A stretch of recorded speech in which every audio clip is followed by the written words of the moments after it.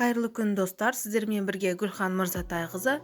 Бүгін біз мысырлардың дәстүрлік сусыны каркаде сусынын жасайтын боламыз. Каркаде сусыны өте микроэлементтерге бай сусын болып табылады, және де оның құрамында кальций, фосфор бар, тіс пен шашты қатайтуға көмектеседі. Ең алдымен бізге каркаде сусынын жасау үшін 2 литр қайнаған су, 3-4 дана алма, менде қызыл алма, 200 немесе 150 грамм қант, және де көк шай, менде тес өнімінің көк шайы, және де кішкене жалбыз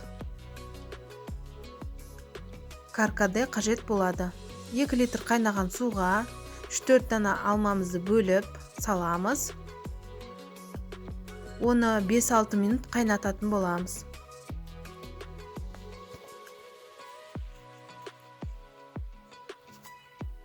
Дайын болған алманы сүзгіштен сүзіп аламыз.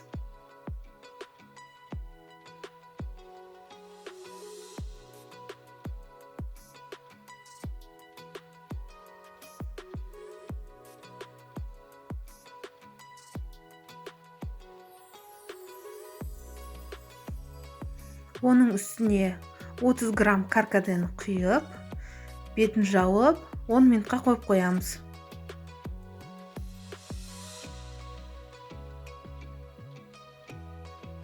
Бетін ашып, оның ішіне 200 немесе 150 грамм қант саламыз. Араластырамыз.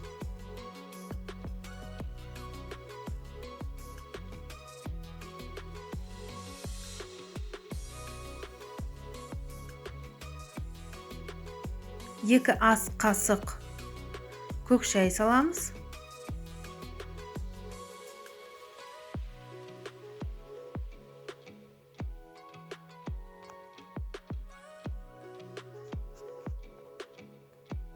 Кішкене жалбыз саламыз ішіне.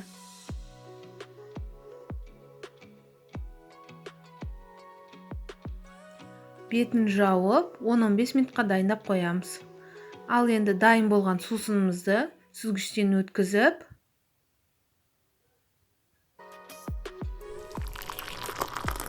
қонақтарымызға ұсынсақ болады. Бұл сусын жыл мезгілін талғам етпейді, сондықтан да ыстық немесе салқын етіп дайындап берсеңіздер болады. Астарыңыз дәмді болсын.